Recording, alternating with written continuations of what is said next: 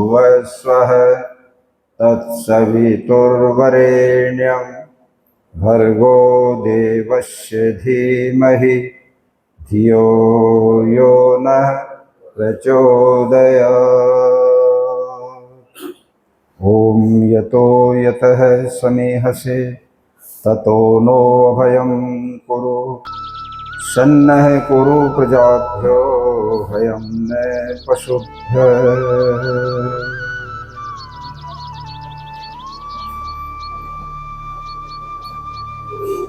हम सब का बड़ा सौभाग्य है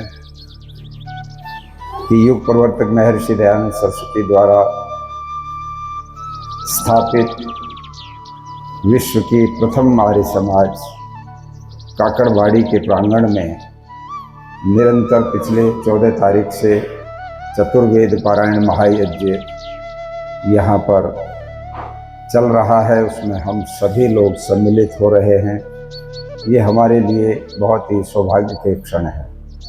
मैं व्यक्तिगत रूप से अपने लिए इस अवसर पर आर्य समाज काकड़वाड़ी की पूरी कार्यकारिणी, विशेष रूप से हमारे यहाँ समाज के भी मंत्री और इस समय वर्तमान में मुंबई आर्य प्रतिनिधि सभा के मंत्री आदरणीय श्री विजय गौतम जी को विशेष रूप से आभार व्यक्त करते हुए आप सब के प्रति अपना एक धन्यवाद ज्ञापित करता हूँ कि मुझे भी आपने ऐसे ऐतिहासिक अवसर पर यहाँ आने का, आप सब लोगों के दर्शन करने का और ऋषि दयानंद को स्मरण करने का अवसर प्राप्त कराया।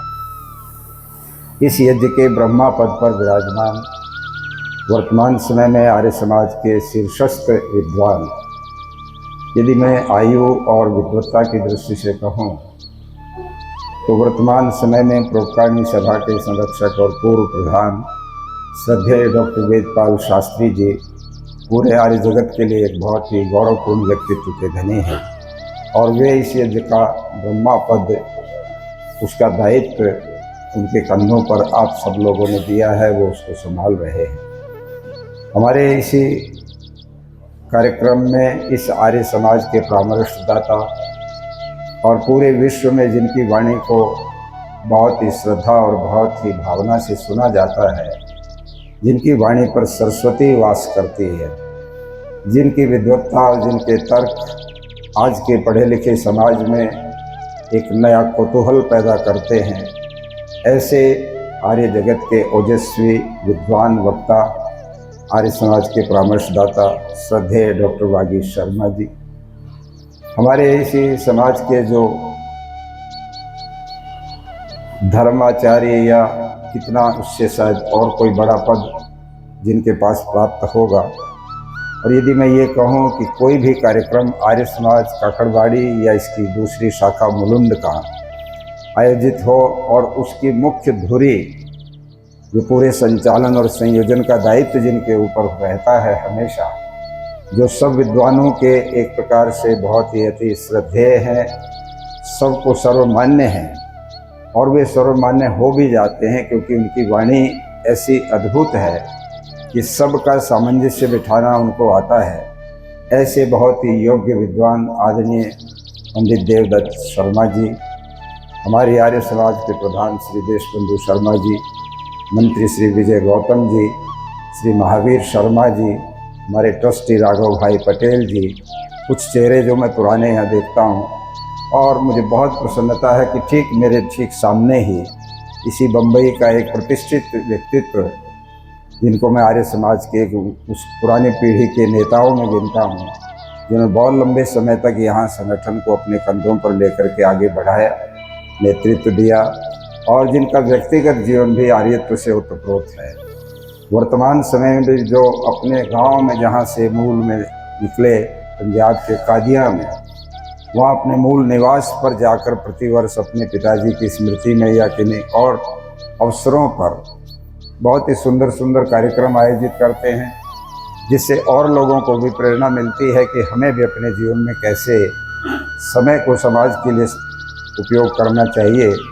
ऐसे आदरणीय श्री अरुण अब्रोल जी, कलकत्ते से हमारे बीच में बैठे हैं आर्य समाज कलकत्ता के प्रचार मंत्री आदरणीय श्री सुरेश अग्रवाल जी, जिनका बड़ा आग्रह था कि बम्बई आएँ, तो आजकल मैं बम्बई बेटे के पास आया हुआ हूँ, आपको ज़रूर आना होगा।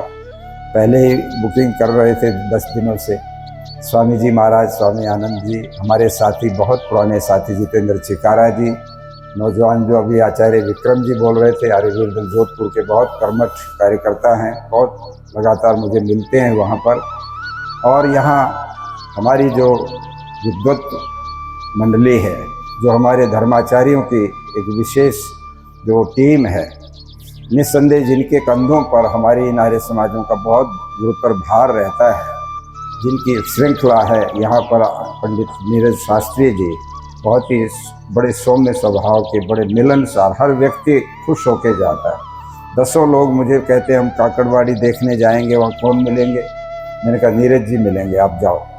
और वो जाने के बाद फिर कहते हैं कि बहुत अच्छे व्यक्ति मिला दिए, हमने ऐसा लगा ही नहीं कि हम कहीं नई जगह जा रहे हैं। ऐसे व्यक्ति सब समाजों में होते हैं तो उससे समाज की प्रतिष्ठा आकाश की ऊंचाई पर जाती है। लोग प्रभावित होते हैं कि वहाँ अटेंड कौन करता है, कैसा व्यवहार होता है। इनके साथ हमारे कैलाश जी हैं, जो पत्रकार भी हैं, लग रहे हैं सुबह ही हमें लेने भी पहुँचे। और आदरणीय हमारे महेंद्र जी, वीरपाल जी, ये तो शायद मुलुंड में काम कर रहे होंगे, बालकिशन जी, परंतु ये टीम है, सब मिलके ही सब करते हैं। और इस तरह से हमारे इन सारे विद्वान साथियों को भी मैं बहुत हृदय से अपनी ओर से साधुवाद करता हूँ। आप लोगों के योगदान से हमारी ये समाज पूरे विश्व में आज भी प्रतिष्ठित है, आज भी सक्रिय है। मेरे साथी जो मेरे साथ आए हैं, विरजानंद जी राजस्थान से, बहरोड के रहने वाले हैं और बहुत अच्छे आर्य समाज के संघर्षशील नेता भी हैं, कार्यकर्ता भी हैं, बहुत लंबे समय से मेरे साथ मिलकर वो काम करते हैं। ऐसे हमारे जाने अनजाने किसी का नाम छूट गया, मुझे क्षमा करते हुए पूरी मातृशक्ति को मैं अपना नमन करते हुए, अभिनंदन देते हुए और आप सबको उन्हें हृदय से इस बात के लिए साधुवाद देते हुए कि आप बहुत लंबे समय से इस कार्यक्रम में उपस्थित हैं, अपनी आहुतियाँ प्रदान कर रहे हैं, वेद मंत्रों को सुन रहे हैं, वेद मंत्रों का उच्चारण कर रहे हैं। हमारी गुरुकुल की ब्रह्मचारिणियाँ, मैं तो अभी 6-7 दिन पहले शिवगंज ही था, औरटा तो बुखार हो गया। मैंने धीरे से पूछा बहन जी कि सूर्या जी आई हैं क्या, क्योंकि उनसे मैं मिल के आया, उनके ट्रस्ट की बैठक थी, कोई चीज़ें कॉम्प्लिकेशंस थे वहाँ, उनके बारे में मुझे बुलाया था, तो उसके बाद मैं स्वस्थ हो गया। विजय जी की इच्छा थी कि आप और हमारे जो प्रधान जी हैं, क्या नाम है, नहीं वो सभा के जो प्रधान हरीश आर्य जी, आप दोनों ने ही कहा कि स्वामी जी आप 29 तारीख के प्रोग्राम में आइए। मैंने कहा 29 को, यद्यपि मेरा प्रोग्राम डरबन का बना हुआ है। आर्य समाज साउथ अफ्रीका में स्थापित हुए 100 वर्ष हो गए, यहाँ 150 वर्ष हुए हैं, किंतु वहाँ 100 वर्ष पहले आर्य समाज स्थापित हुआ और वो उसका बहुत बड़ा सेंटेनरी सेलिब्रेशन मना रहे हैं, जिसमें उन्होंने एक गेस्ट ऑफ ऑनर कहिए या बीज वक्तव्य के लिए, की नोट स्पीच के लिए मुझे आमंत्रित किया। उस देश के राष्ट्रपति उसमें आ रहे हैं और भारत से यदि कोई व्यक्ति वहाँ जाए न जाए तो उनको थोड़ा सा लग रहा था कि हमारा सोनापन रहेगा। बहुत पहले उन्होंने, जबकि मेरा पासपोर्ट अभी दिल्ली से लेके वो आए, कल ही वीज़ा लगा शाम को, बहुत उसमें चीज़ें डिटेल में अड़चन थी, किंतु क्योंकि मैं यहाँ समय देख चुका था कि मैंने यहाँ जाना है निश्चित रूप से, तब मैंने कहा था कि वो प्रोग्राम तो हम रोज़ करते हैं, बहुत बड़े बड़े आयोजन होते हैं, उनमें हम जाते हैं, नेता लोग आते हैं, सब हो जाता है, किंतु आर्य समाज काकड़वाड़ी में कार्यक्रम है, उसमें आना मेरे लिए उससे ज़्यादा महत्वपूर्ण है, क्योंकि वहाँ से जो प्रेरणा हमको मिलती है वो प्रेरणा और दूसरे बड़े प्रोग्रामों से नहीं मिलती। ये वो स्थान है जहाँ ऋषि दयानंद ने आर्य समाज की स्थापना की और 150 साल पहले सुदूर अमेरिका का एक विद्वान, वहाँ बैठा हुआ विद्वान जिसका नाम है एंड्रू जैक्सन डेविस, वो घोषणा करता है, आई सी ए प्रोविथियन फायर इन द ईस्ट, मैं पूर्व में एक ऐसी दैवी आग देखता हूँ जो भारत में सुलगी है, और वो आग महर्षि दयानंद के हृदय में सुलगी। उस आग का नाम है आर्य समाज। एक विदेशी विद्वान उस समय 150 साल पहले जब आर्य समाज की स्थापना हुई है, उस समय ये अनुमान लगा रहा है कि ये वो आग है जो पूरे पाखंड, अंधविश्वास और अनेक प्रकार की जो समाज में विकृतियां हैं उनको भस्म करते हुए पूरे यूरोप और एशिया के पठारों को पार करते हुए अमेरिका की तरफ बढ़ती आएगी। उस आग की कल्पना उस विदेशी विद्वान ने किस रूप में की? वो इस रूप में की कि एक ऐसा अप्रतिम, एक तपस्वी, तेजस्वी सन्यासी जो निष्प्रिय रूप से इन सारी सीमाओं को तोड़ते हुए पूरे विश्व को अपना कार्यक्षेत्र घोषित करता है। अब देखिए कि ऋषि दयानंद के पूरे जीवन के अंदर अगर हम देखेंगे, ऋषि दयानंद की आर्य समाज के 10 नियमों के अंदर अगर हम देखेंगे, ऋषि दयानंद के दृष्टिकोण को देखेंगे, जहाँ जहाँ भी उन्होंने अपने विचार प्रकट किए वहाँ पर पूरे विश्व को अपना एक केंद्र बना करके और अपना दृष्टिकोण दिया। बहुत शैशव काल में स्वामी दयानंद जी ने ये अनुभव कर लिया था कि समाज के अंदर इन मुल्ला, मौलवी, पादरी, पंडित, महंत आदि ने इस प्रकार से लोगों के दिमाग के ऊपर ताले लगा लिए हैं कि उन तालों से बाहर अगर ये लोग मुक्त नहीं होंगे, बाहर नहीं आएंगे, तो धर्म और मानवता कभी आगे नहीं बढ़ सकती। इसलिए उन्होंने उसी बात को केंद्रित करके अपने सत्यार्थ प्रकाश में किसी को भी नहीं छोड़ा। जहां उन्होंने इस्लाम, ईसाईयत और तमाम सारे मत संप्रदायों पर जम करके टिप्पणी की, समालोचना की, वहां पर पूरे भारतीय समाज के अंदर भी जो पौराणिक परंपराएं और मान्यताएं जकड़ी पड़ी थी लोगों को, उनको भी पूरी गहराई से एक एक चीज़ के ऊपर टिप्पणी करके अपने विचार प्रस्तुत किए। उन्होंने इससे भी आगे बढ़ कर के हर चीज़ में ये देखा कि जब सांप्रदायिक समाजों में बटा हुआ ये पूरा विश्व होगा तो शांति पाठ का जो हम मंत्र बोलते हैं, जिसमें देव शांति और वनस्पति शांति, आपह शांति आदि जितनी चीज़ें इस संसार के अंदर दिखते वहाँ सब शांति हो।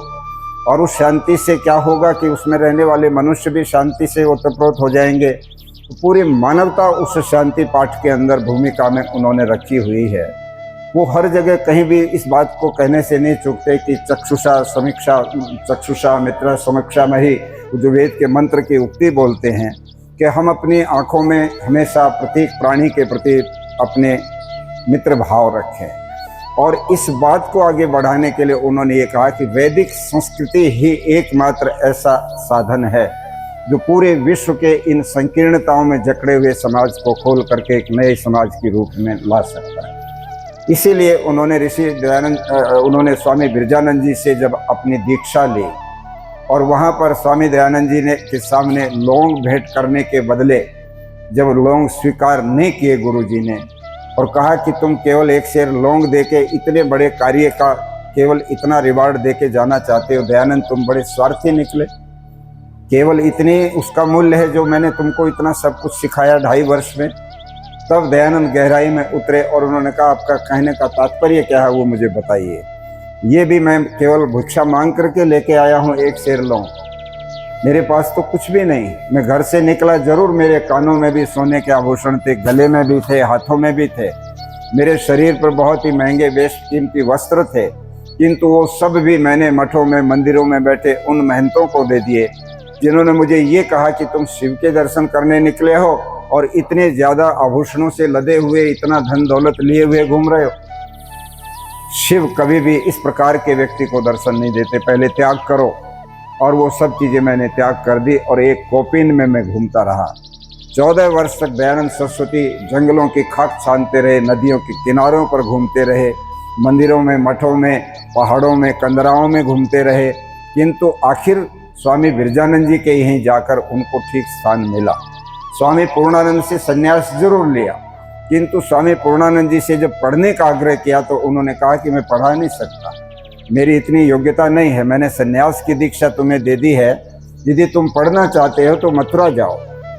और पढ़ाने वाले मथुरा के जो गुरु थे, आप उनके ऊपर दृष्टि डाल करके देखो क्या अद्भुत व्यक्तित्व तो उस व्यक्ति का रहा होगा।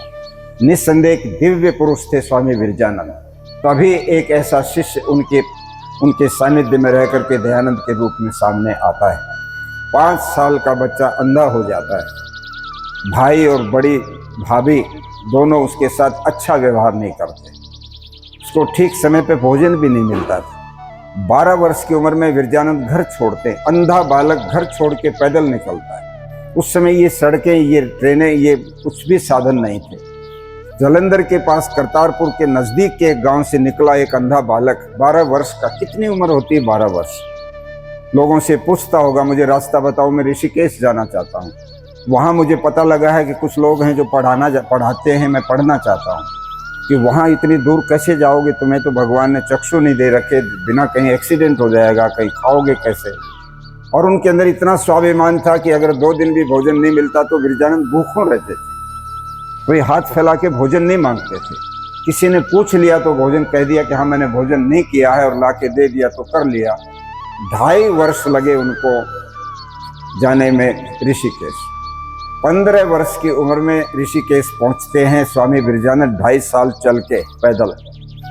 और वहां जाकर के नदी पार की, गंगा नदी, पुल नहीं था बिजनौर वाला, नदी की धाराएं पार करके चंडी मंदिर के जंगल में चले गए। अंधा है, कोई भोजन की व्यवस्था नहीं है, कोई मकान नहीं है जहां रहने की जगह हो, कोई जानवर आ जाए, कोई अटैक कर दे, कैसे हो? दिख नहीं रहा कुछ भी। किंतु विश्वास इतना अप्रतिम, इतना अद्भुत कि उस विश्वास के बल पर वहां साधना शुरू कर दी। और उनके जीवन में लिखा है कि वो प्रतिदिन 1 घंटा गंगा में आकर के गायत्री का जप करते थे। 3 वर्ष तक उन्होंने गायत्री जप किया। और 3 वर्ष के बाद वो लिखते हैं कि रात में उनको स्वप्न आता है कि जिस इच्छा से तुम साधना कर रहे थे, तुम्हारी इच्छा पूरी होगी, जो चाहते वो तुमको मिल जाएगा, अब इसको बंद कर दो। और 3 साल की साधना के बाद वो फिर आगे निकले और 24 साल तक फिर उन्होंने तप किया। गंगा से लेके गंगा सागर तक गया और बिहार और सारा इलाका छान के फिर आकर के मथुरा टिके। इतनी घोर तपस्या। उन्होंने राजाओं को पढ़ाया, खुद भी पढ़े और बहुत सारे शिष्यों को पढ़ाया। कई पाठशालाओं में अध्यापक लग गए, वहाँ पढ़ाते रहे। और अंत से अंत आकर के एक छोटी सी कुटिया मथुरा में मिल गई जहाँ पर बैठ करके पढ़ाने लगे। और वहाँ विद्यार्थी आते थे, पर इतने प्रतिभावान, इतने तेजस्वी विद्यार्थी कोई भी नहीं आए थे जितने दयानंद आए। और महर्षि दयानंद को उन्होंने स्वीकार किया 2 शर्तों के साथ। बहुत सख्त स्पष्ट शर्त लगाई कि पढ़ा तो दूंगा, यद्यपि मैं सन्यासी को नहीं पढ़ाता। सन्यासी वस्त्र बदलने के बाद उसमें अपना एक भाव ये आ जाता है कि मैं सन्यासी हूँ, और समाज में सन्यासी का स्थान सबसे ऊंचा लोगों ने बना रखा है। जबकि मैं ये मानता हूँ कि गृहस्थी का स्थान सबसे ऊंचा है। यदि गृहस्थ अच्छे होते हैं तो उसी से सन्यासी, उसी से वानप्रस्थ, उसी से ब्रह्मचारियों का भरण पोषण होता है। गृहस्थों को ठीक करना, गृहस्थों को धार्मिक बनाना, उनका जीवन अच्छा बनाना सबसे आवश्यक है। इसलिए वो कहते मैं सन्यासी को पढ़ाता नहीं, पर तुम्हारी प्रतिभा देख करके मेरा मन है कि मैं पढ़ाऊंगा। किंतु शर्त ये रहेगी, एक तो भोजन की व्यवस्था स्वयं करोगे, मेरे विद्यालय में भोजन का प्रबंध नहीं है। और दूसरे, यदि एक बार पाठ भूल गए तो मुझसे दोबारा नहीं पूछोगे, मैं दोबारा नहीं बताता किसी को। बहुत ध्यान से तुमको पढ़ना पड़ेगा। अब आप सोचिए कितनी कठिन परीक्षा में डाल दिया। स्वामी जी को मिल गए दानी। वहीं पर एक अमरलाल जोशी नाम के बड़े अच्छे धार्मिक व्यक्ति थे, जो ऐसे विद्यार्थियों को भोजन की छात्रवृत्ति देते थे जो घर से चले आते थे पढ़ने के लिए। साधन नहीं होते थे, घर वालों से कोई पैसा नहीं मिलता था, तो पाठशालाओं में उनका भोजन अमरलाल जोशी जी करवाते थे। उन्होंने ही कह दिया कि तुम्हारा भोजन मैं भेजूंगा, तुम्हें कोई चिंता नहीं, तुम आराम से पढ़ाई करो। निश्चिंत हो गए, पढ़ने लगे। और पढ़ते पढ़ते एक दिन पाठ भूल गए। और पाठ भूल गए तो ऐसे भूले कि याद आए ही नहीं। अब गुरुजी के पास जाके पूछें कि मैं पाठ भूल गया, मुझे दोबारा से एक बार याद करा दो, तो गुरुजी की शर्त इतनी सख्त है कि, और गुरुजी बहुत इस मामले में सख्त थे, कोई भी विद्यार्थी थोड़ा सा भी उल्लंघन करता अनुशासन का तो उस पर डंडे पड़ते थे। खुद स्वामी दयानंद जी ने भी डंडे खाए थे उनसे।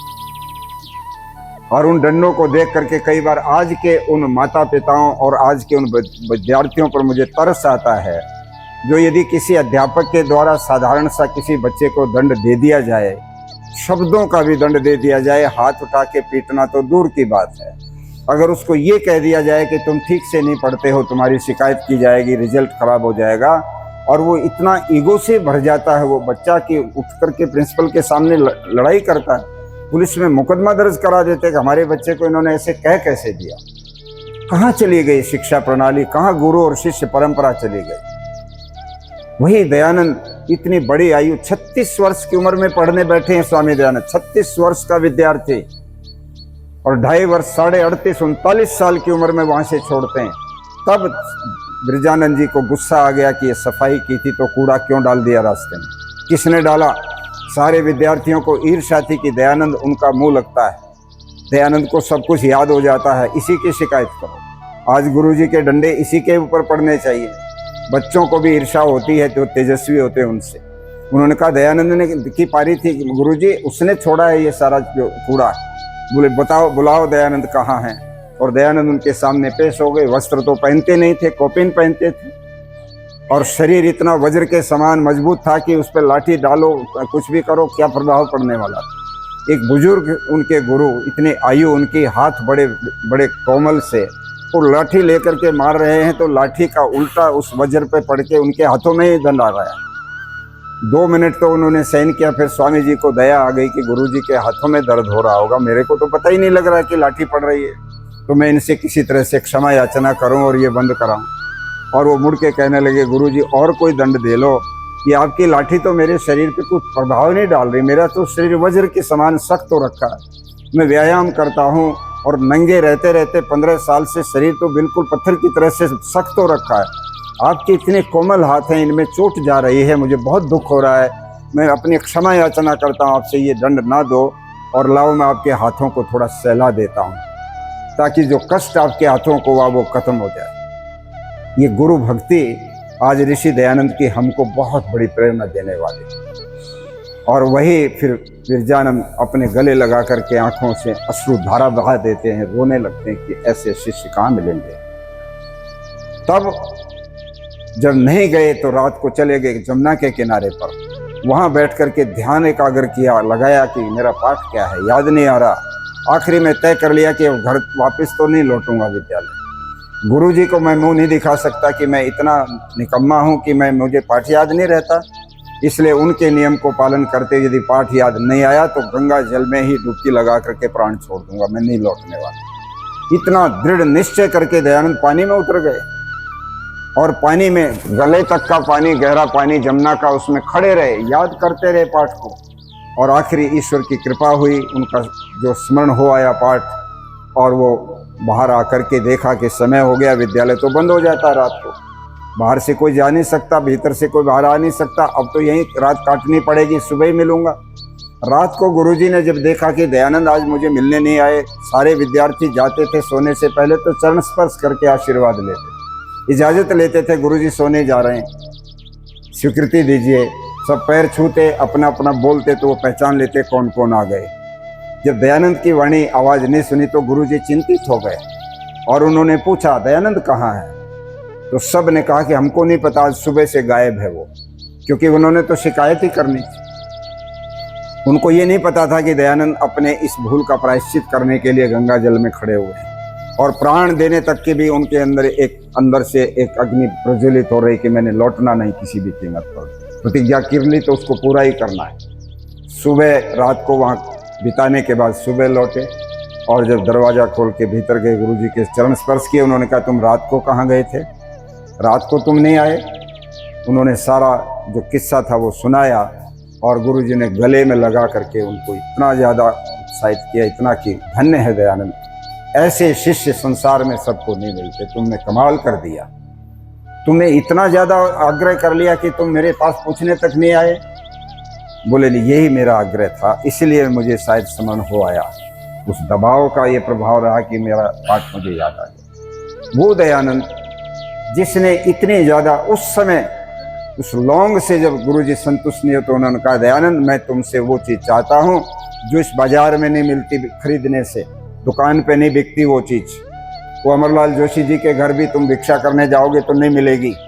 तुम्हारे पास जो बुद्धि, जो प्रतिभा है, जो विद्या है, जो ईश्वरीय शक्ति तुम्हारे अंदर है, एक अलग ढंग की। स्वामी सत्यप्रकाश सरस्वती कहा करते थे कि स्वामी दयानंद साधारण आत्मा नहीं है, वो एक मुक्त आत्मा है जो इस प्रकार से संसार में आई और उनके हर कार्य में एक अलग ही दिव्य दृष्टि दिखाई देती थी। क्या कमाल का अद्भुत उनका व्यक्तित्व हम देख रहे हैं। एक तरफ कम्युनिज्म को जन्म देने वाली विचारधारा के जनक कार्ल मार्क्स, जिन्होंने 34 साल में एक ग्रंथ लिखा दास कैपिटल। वो जगह मैंने पिछले साल देखी इंग्लैंड के अंदर, जब 200वीं जन्म जयंती का समारोह आर्य समाज के लिए इंग्लैंड के समाजों ने रखा बर्मिंघम में, तो मुझे वहाँ आमंत्रित किया, मैं वहाँ गया था। और बाद में वहाँ पर एक लाइब्रेरी देखी, 9 मंजिल बहुत बड़ी लाइब्रेरी, वर्ल्ड की सबसे बड़ी लाइब्रेरी वो बता रहे थे कि है। उस लाइब्रेरी में जर्मनी से जाकर कार्ल मार्क्स बैठता है, 34 वर्ष पढ़ता है और दास कैपिटल नाम के ग्रंथ को लिखता है। और दूसरी तरफ मेरे गुरु स्वामी दयानंद सरस्वती, जो बनारस में व्याख्यान देते देते राजा जय कृष्णदास, जो मुरादाबाद के रहने वाले वहाँ डिप्टी कलेक्टर हैं, और वो प्रभावित होते हैं उनके व्याख्यान से और प्रस्ताव करते हैं, महाराज आपका व्याख्यान तो इतना अद्भुत है कि हम भी उसका 10% हिस्सा याद रख पाएंगे। इतनी ज्ञान की बातें आपने व्याख्यान में कह दी हैं जो हम याद नहीं कर सकते। और जो लोग सुनने नहीं आए उनका क्या होगा? वो तो उनको तो ये ज्ञान मिलेगा कैसे?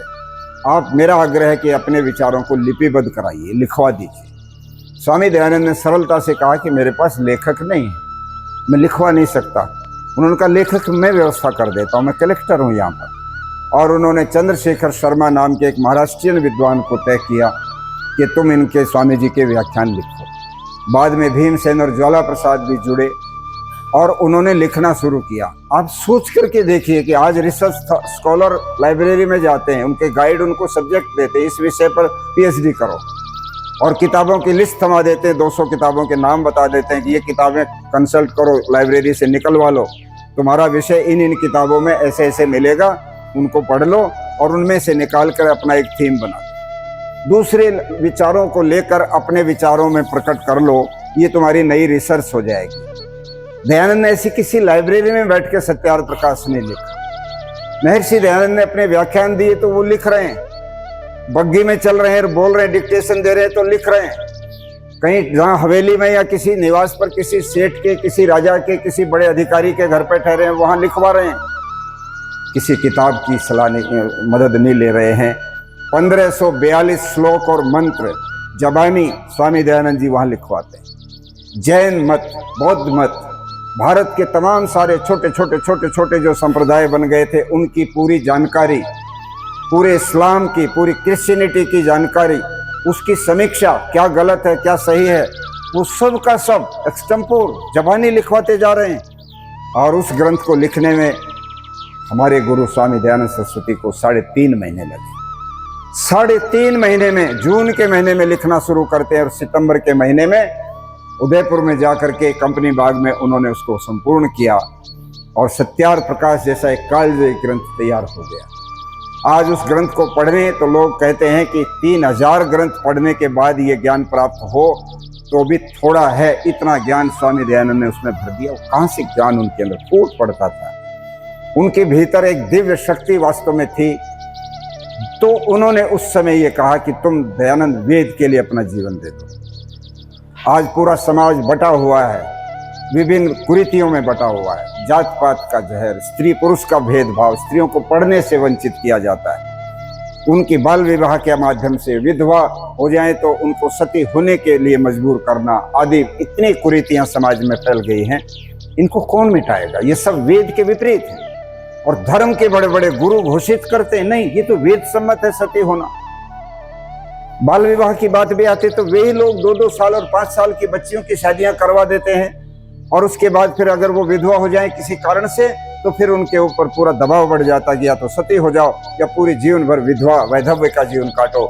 और वैधव्य का जीवन इतना भयंकर कि सुबह जब घर के लोग घर से निकलेंगे तो विधवा को उस जमाने में दीवार की तरफ मुंह करके बैठना पड़ता ताकि घर के लोगों को तुम्हारे दर्शन ना हो जाए सुबह सुबह और सारा दिन उनका खराब हो जाए, तुम उल्टा हो, तुमने अपने पति को मार दिया।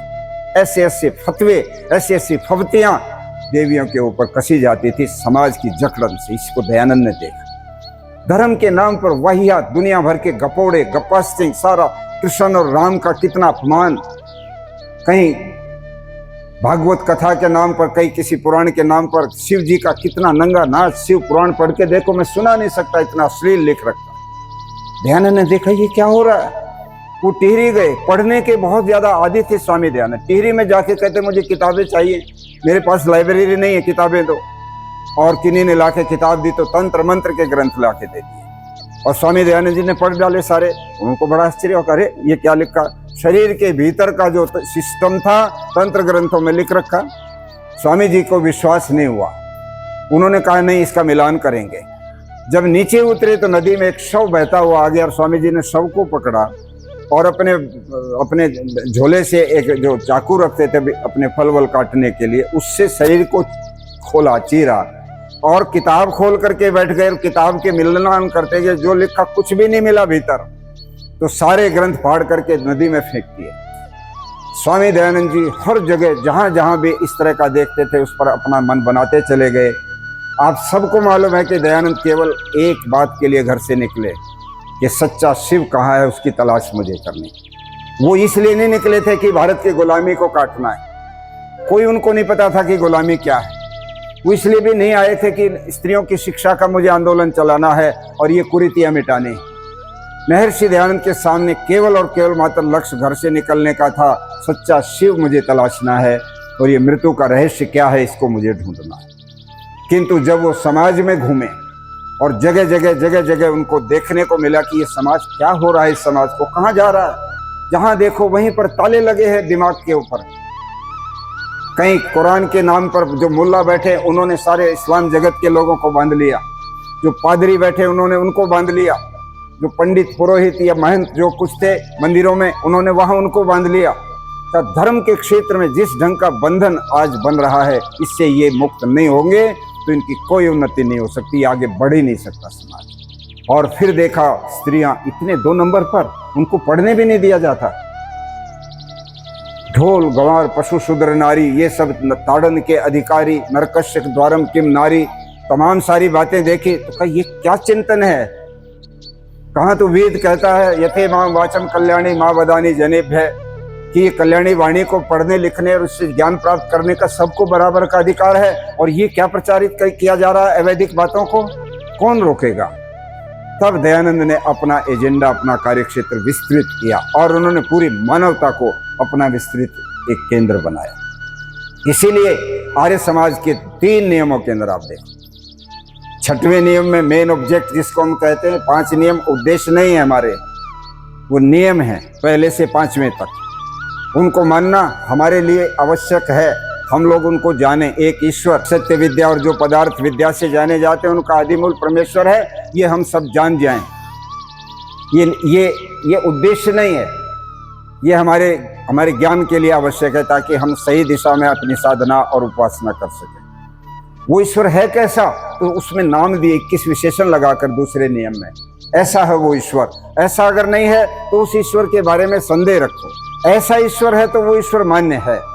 और अगर ऐसा ईश्वर नहीं मान रहे हैं, कोई किसी मनुष्य रूप में मानता है, कोई 4थे या कोई 7वें आसमान पे मानता है, कोई स्थान विशेष पर बैठा हुआ ईश्वर को मानता है, वो गलत है। जिस ईश्वर में ये गुण घटते हैं वही ईश्वर। और ईश्वर का ज्ञान क्या है, वेद है, और उसको परम धर्म बता दिया। किंतु वेद के साथ 4 नवंबर पर जो बात आई वो लिखी कि वेद वो जो सत्य है, क्योंकि वेद असत्य भी हो गया। बीच के काल में सारे पौराणिक विद्वानों ने, सारे यूरोपियन विद्वानों ने, मैक्स मुलर, कीथ, मैकडोनल्ड, बड़े बड़े विद्वान, उन्होंने सारा इंग्लिश मीडियम से संस्कृत पढ़ करके सारे वेद के मंत्रों का अनर्थ किया। हमारे सायण, महिधर, उवट, सारे के रावण ये विद्वान थे, इन्होंने पैसे ले करके सारे वेद के मंत्रों का गलत अर्थ किया। ऋग्वेद आदि भाष्य भूमिका में तो महिधर के मंत्रों का अर्थ मैं पढ़ के भी आपके सामने नहीं बता सकता शब्दों में कि कितना अश्लील, कितना एक बहुत ही वल्गर, जिसको फूहड़ अर्थ किया हुआ है, जो बिल्कुल ही संस्कृत के व्याकरण के बिल्कुल विपरीत। और स्वामी दयानंद जी उदाहरण दे रहे हैं सत्यार प्रकाश में कि मैक्स मुलर या जितने विद्वानों ने वेद के मंत्रों का जो ये अर्थ किया है ये गलत है। क्यों? क्योंकि पर्यायवाची शब्दों का या उनके यौगिक जो अर्थ है उनका अर्थ नहीं किया इन्होंने। जो जहां शब्द पढ़ा था उसको वैसा का वैसा अर्थ कर दिया। उदाहरण दे रहे हैं कि जैसे एक शब्द होता है नमक के लिए सैंधव, और सैंधव घोड़े को भी कहते हैं, उसके लिए भी सैंधव प्रयोग होता है, ये पर्यायवाची शब्द है। वही सैंधव घोड़ा, वही सैंधव नमक। तो कहते हैं एक व्यक्ति भोजन करने बैठा हो, थाली सामने रखी हो और वो कहे सैंधव आने, अर्थात सैंधव लाओ, तो क्या लाना चाहिए? नमक, परंतु अगर वो घोड़ा खोल के ले आए तो स्वामी जी कहते इसको क्या कहेंगे कि या तो ये मूर्ख है, ये जानता नहीं है व्याकरण, और या ये वक्ता के तात्पर्य को नहीं समझा हुआ है। यहाँ भोजन का विषय है, थाली में भोजन है, यहाँ घोड़े को ला करके क्यों खड़ा कर रहे हो मेरे सामने? तो यहाँ तो नमक आना चाहिए। और वही व्यक्ति अगर बैग हाथ में लेके बाहर खड़ा और कहे कि सेंधव आना है और वहां नमक का डब्बा पकड़ा दो जाकर के आप उनको, तो वहां समझ लेना चाहिए कि यहाँ घोड़े की जरूरत है, इस सफर पर निकल रहे हैं, यात्रा पर घोड़ा चाहिए होता है। स्वामी जी कहते हैं इस प्रकार से शब्दों का गलत अर्थ करके वेद के ऊपर जब आक्रमण मैंने देखा तो मेरा मन किया कि इनका भाष्य सही होना चाहिए, और उस वेद का भाष्य करने के लिए उन्होंने स्थान चुना। कौन सा? अयोध्या। 3 बार स्वामी दयानंद जी ने अयोध्या प्रवेश के प्रयत्न किए, तीनों बार उनके प्रवेश को नहीं होने दिया, और चौथी बार एक व्यक्ति, जहां केवल एक ही मंदिर पूरी अयोध्या में, कृष्ण जी का मंदिर, देवकी जी के, जानकी जी के, जानकी के, हनुमान जी के, राम जी के बहुत मंदिर हैं। 15 मंदिर तो ऐसे हैं जो ये कहते हैं कि हमारे यहीं राम जी का जन्म हुआ, हमें असली है, जो भी उनका अपना विषय, अंदर का विषय, हमने उसमें पढ़ा। किंतु एक मंदिर है जहाँ शिव की, कृष्ण जी की मूर्ति लगी। उसके पुजारी को पता लगा कि दयानंद सरस्वती नाम के सन्यासी हैं, वो मूर्ति पूजा नहीं मानते, और वो यहाँ आकर के वेद भाष्य करना चाहते हैं, तो उनसे मुझे मिलना चाहिए। यहाँ के पंडित उनको आने नहीं देना चाहते कि वो यहाँ आकर के खंडन कर देंगे, तो वो उनसे मिले और उनको लिवा के लेके गए। वो स्थान मैंने देखा है। आनंद कुमार आर्य टांडा वाले, उन्होंने 40 लाख रुपए का ट्रस्ट बनाया, ऋग्वेद आदि भाष्य भूमि का ट्रस्ट। 300 गज जमीन खरीदी जिस पर ऋग्वेद आदि भाष्य भूमि का पूरी ताम्र पत्रों पर खुदवा करके रखी जाएगी। उस मंदिर को मैंने खुद फिजिकली अपनी आंखों से भी देखा। उसके बरामदे में स्वामी जी का वो लगा था बिस्तर, सामने मूर्ति है, इधर एक बरामदा है, इधर एक बरामदा है, जैसे अपने ये खंबे लगे हैं इसी तरह से। वहां पर स्वामी जी 26 दिन रुके, और 26 दिन के अंदर ऋग्वेद आदि भाष्य भूमि का जैसा ऐतिहासिक ग्रंथ 200 पृष्ठ का, कि वेद की भूमिका लिख रहा हूं मैं, वेद में क्या है उसकी भूमिका इस ग्रंथ में दे रहा हूं, भूमिका में लिखी केवल, वो 26 दिन में लिख के तैयार कर दिया। आप सोचिए उनकी प्रतिभा कितनी ऊंची रही हो। वेद को वो जानते थे कि दिग्भ्रमित कर रहे हैं लोग, व्याख्याएं गलत, इसलिए चौथे नियम पर कहते हैं सब सत्य को ग्रहण करने और असत्य को छोड़ने में सर्वदा उद्यत रहना चाहिए। ये यहाँ वेद के क्रम में वेद के लिए भी कहा गया। अर्थात वेद का वो ज्ञान, अगर कल वेद को कोट करके सायण ये कहे कि नहीं वेद में ये लिखा हुआ है, तो उस वेद के मंत्र को सही व्याकरण के अनुसार, निरुक्त आदि के अनुसार, उसका जब तक खुलासा न हो, विद्वान लोग उसको स्पष्ट ना करें, तब तक उसको मान लेना जरूरी नहीं है। इस प्रकार से स्वामी जी ने, किंतु छठवां जो उनका मेन ऑब्जेक्ट है, वो पूरे विश्व को केंद्रित करके वो कहते हैं संसार का उपकार करना इस समाज का मुख्य उद्देश्य है। और 9वां नियम, प्रत्येक को अपने ही उन्नति में संतुष्ट नहीं रहना चाहिए, किंतु अपनी उन्नति में सबकी उन्नति समझनी चाहिए। प्रत्येक हितकारी नियम पालने में सब स्वतंत्र रहें, किंतु सामाजिक सर्वहितकारी नियम पालने में सब स्वतंत्र रहें। एक बहुत अद्भुत व्याख्या दुनिया का पहला महापुरुष है जितने इतना वैश्विक, इतना यूनिवर्सल, इतना ग्लोबल उद्देश्य अपनी संस्था का दिया, और आर्य समाज को यह दायित्व सौंपा कि आर्य समाज वेद की मान्यताओं के लिए पूरी ताकत के साथ काम करेगा। आज 150 साल का एक बहुत लंबा इतिहास हम यहाँ पूरा करके इस पड़ाव पर पहुँचे। मैं पिछले साल अमेरिका में था, वहाँ के आयोजकों ने मुझे विषय दिया, what is the relevance of Arya Samaj, Arya समाज की प्रासंगिकता क्या है, इस पर बोलिए।